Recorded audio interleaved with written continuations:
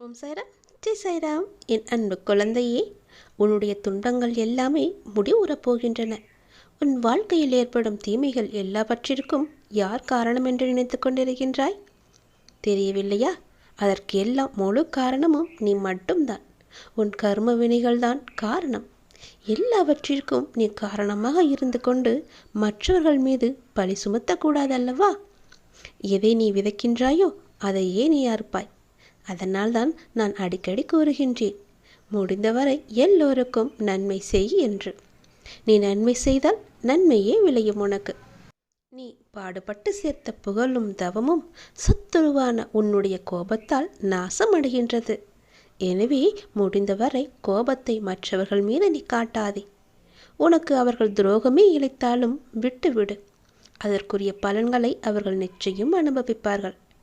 நீ விதைத்தது எப்படி உன்னை வந்து சேருமோ அது போலவே அவர்கள் விதைத்தது அவர்களை போய் நிச்சயம் சேரும். வாழ்வில் நீ படும் துன்பங்களுக்கும் இன்னல்களுக்கும் மற்றொரு காரணம் சுயநலம். உன் மனதில் சுயநலம் இருக்கும் வரை உன்னால் துன்பத்திலிருந்து விலகவே முடியாது, மீண்டு வரவே முடியாது. ஏனென்றால் சுயநலம் உள்ள இடத்தில் என்றும் அமைதி இருக்காது. அமைதி இல்லை என்றால் நிம்மதி இருக்காது.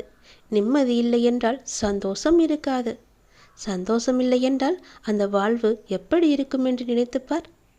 அக்கறை இல்லாமல் செய்யும் எந்த பணியும் பயனளிக்காது.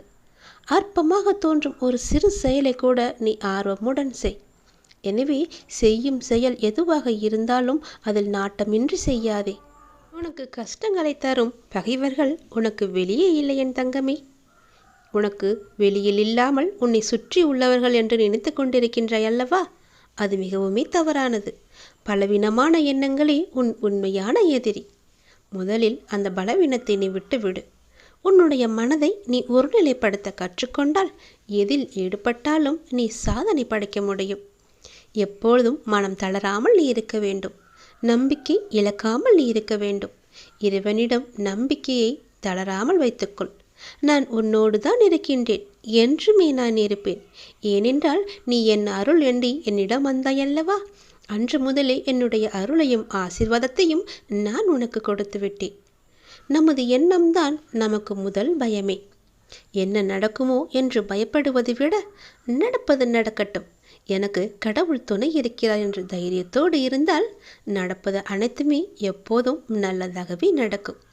அதுபோல நான் உனக்கு துணை இருக்கிறேன். உனக்கு செய்ய வேண்டியது எல்லாவற்றையும் நானே செய்து தருகிறேன். கவலைப்படாமல் சந்தோஷமாக ஒவ்வொரு நாளையும் நீ தொடங்கிப்பார்.